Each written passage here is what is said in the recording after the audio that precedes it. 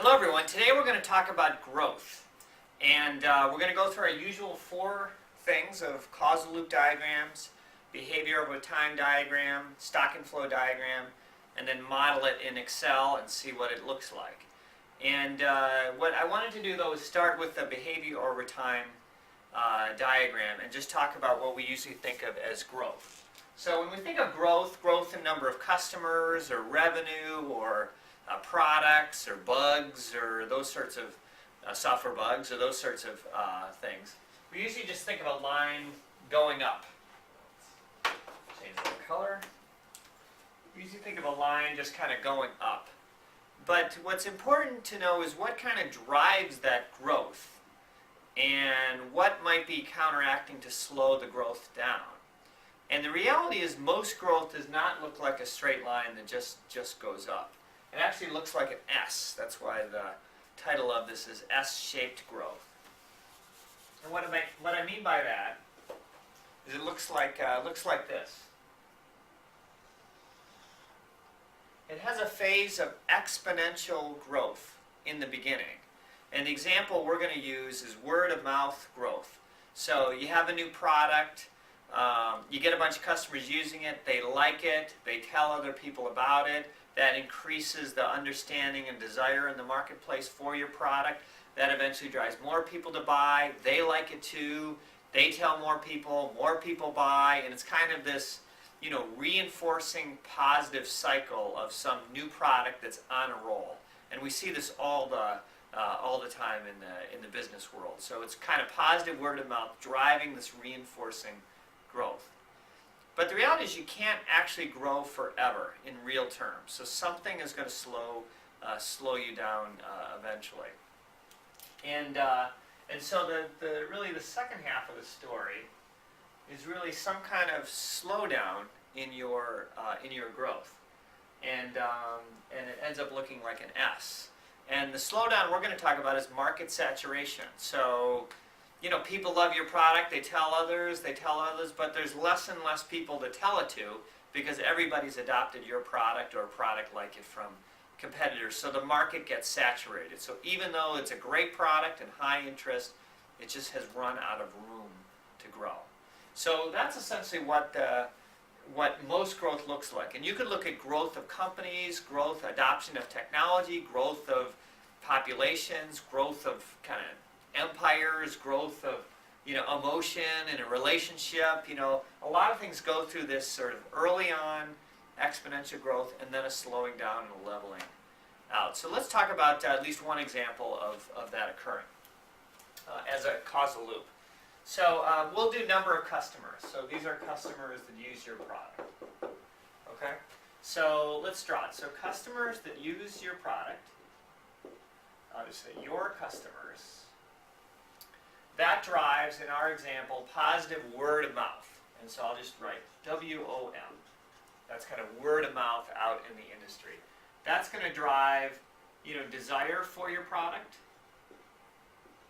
or demand, I should say. So demand for your product, and that's going to drive more people to buy your product.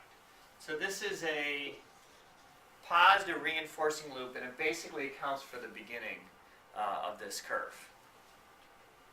Now, the downside of more people buying your product is there's less people that haven't bought your product. So that's the story of market saturation.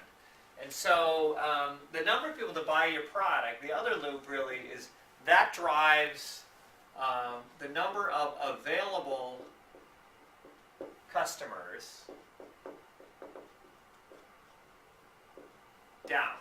So that's basically a negative link. The more customers you have, the less customers are available for you to sell your product to. And the number of customers driving down, drives down the number of people that want your product because many people already have your product. So this ends up being a little balancing loop. So your success, and this happens in system dynamics all the time, is kind of sowing the seeds of failure, or at least of trouble down the road. So the more customers you get, the less you can sell it to. And so it's really these two loops. And these two loops are acting the whole way through from the beginning. It's just one is stronger. In the beginning, the reinforcing loop is stronger. The market is way off from saturation. Your growth is mainly driven by word of mouth. But at the end, the other loop gets stronger, where it doesn't matter, how great your product is. You just can't overcome the fact that there's a fixed available market. And so the second loop gets stronger in the second half. So we'll take a look at this when we actually model it, how that works. So let's do the stock and flow diagram next. So the first thing is to choose your stock. So every loop is going to have at least one stock. And if this is something you can count, something you count on a particular day. So popular examples in business are number of customers, number of products, number of employees, revenue dollars in the bank or dollars in the bank, those number of defects, those sorts of things. So the thing you can count here would be number of customers. So that is your stock. It's also often the main thing you're graphing in these behavior over time diagrams. So your customers is our stock. Okay? Now let's talk about the flows in and out of that stock. So in our model here, no customers leave you. So there's no flow out of the stock, which isn't realistic, but we'll do it for our simplified model. And then the flow into the stock is basically what? It's people buying your product, becoming your customer. So